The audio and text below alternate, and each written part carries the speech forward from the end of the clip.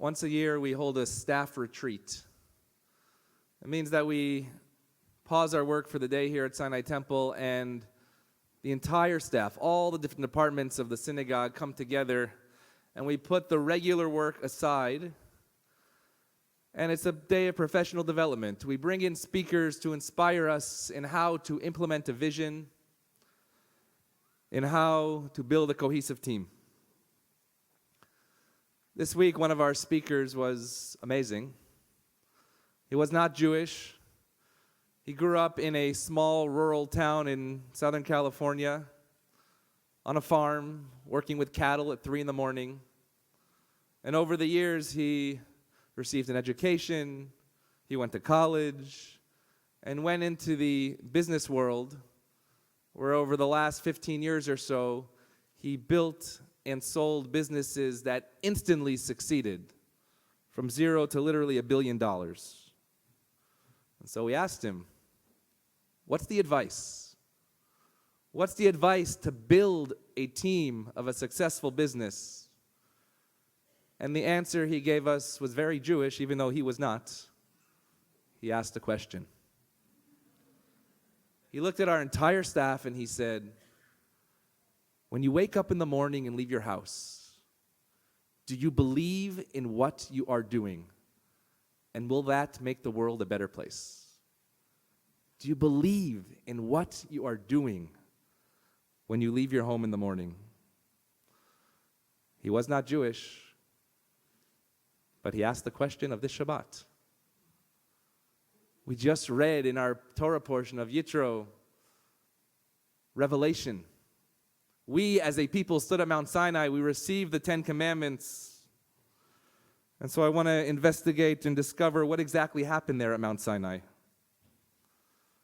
You know, we all know this very famous joke that rabbis love to tell about two Jews who were stranded on a desert island, and somehow there were 3 synagogues. Person finds them and says, how can there be 2 Jews and 3 synagogues? And they say, of course, this one was for this person, that synagogue's for that person, and the third one is a synagogue that they neither go to. And I always loved that joke, but then this week I realized that it's completely wrong.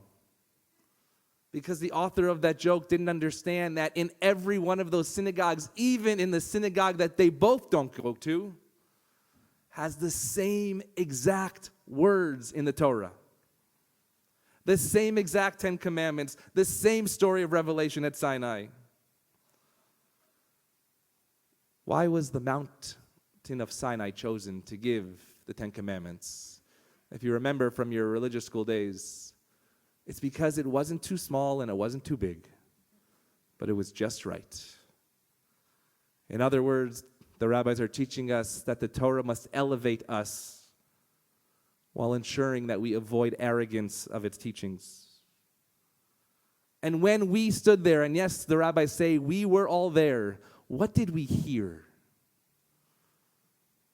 And there are many different opinions, but I want to bring 2 teachings, both by the same rabbi, diametrically opposed to each other.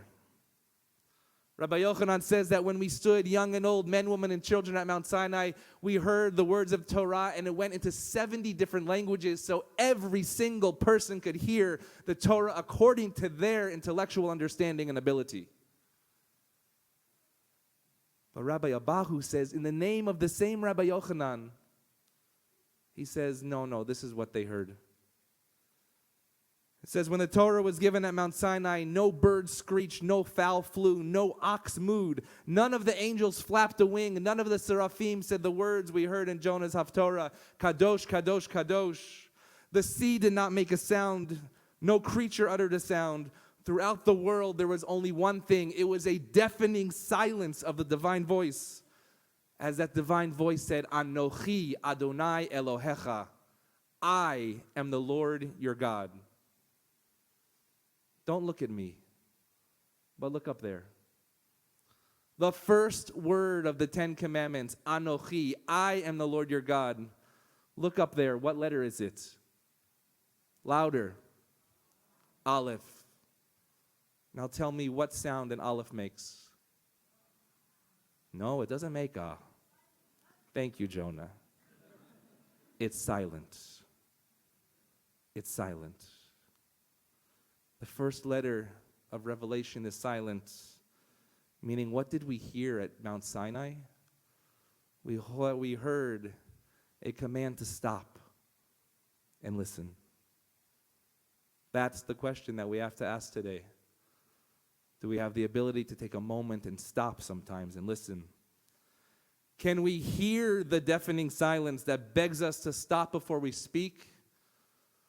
That begs us to stop before we post?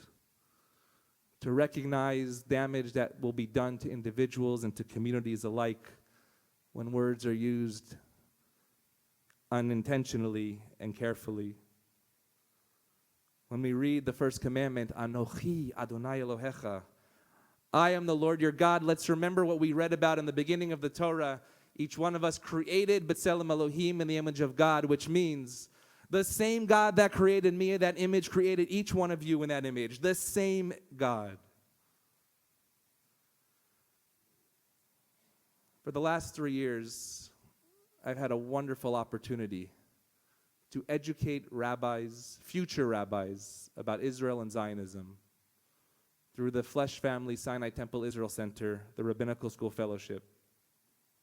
So far, we've educated 60 future rabbis from 11 seminaries across North America, Orthodox, Conservative, Reform, and non-denominational.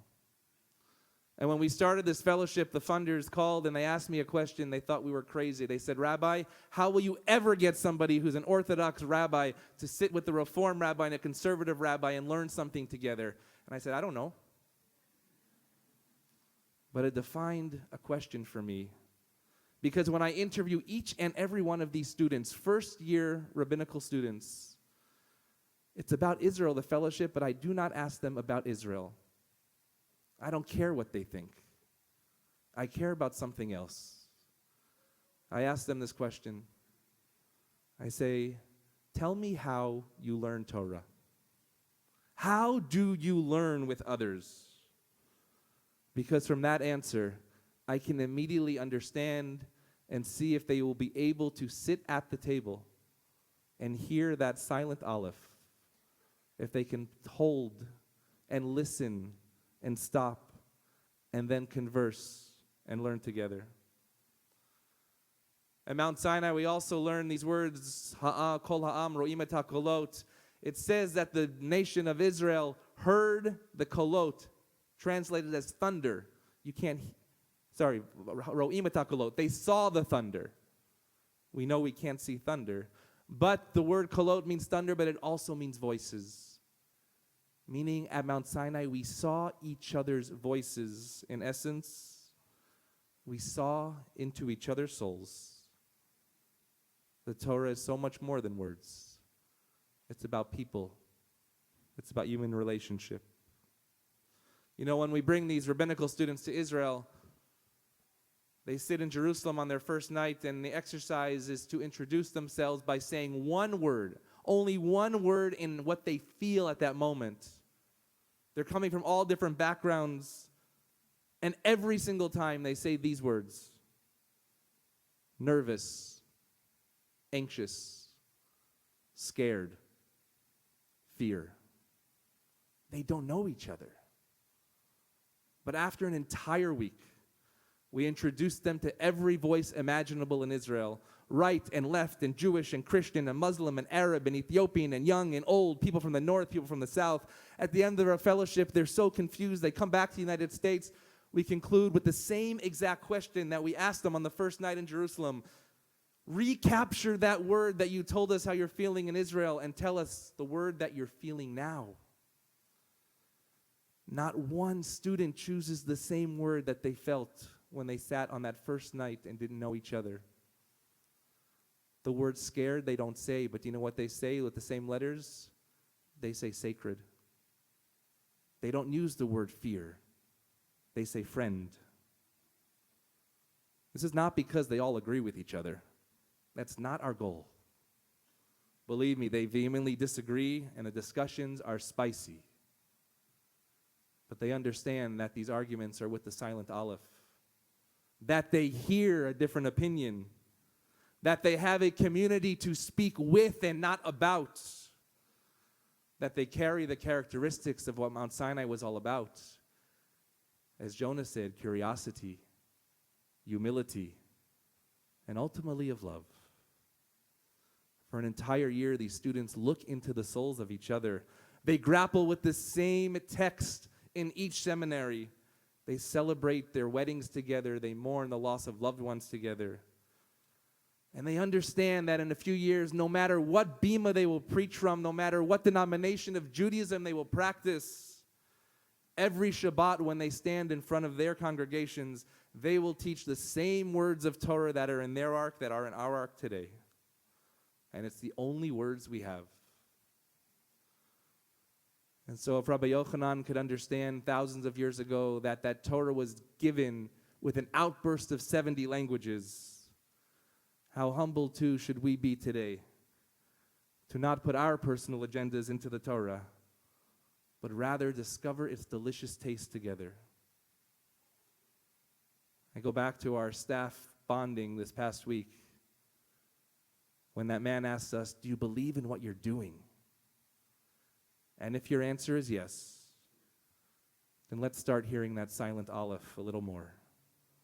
That is where the revelation of the Torah takes place. Let us use the pregnant pause to build relationships, because this is my midrash now.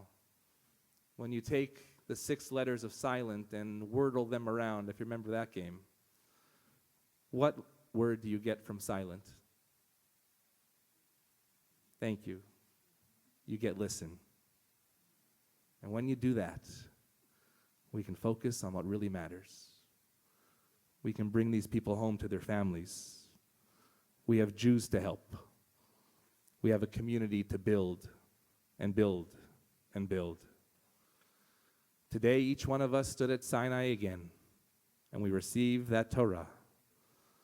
And my prayer for us this year is that we use these words, the only words we have as Jews, to bring us to learn together, to pause to understand each other's souls.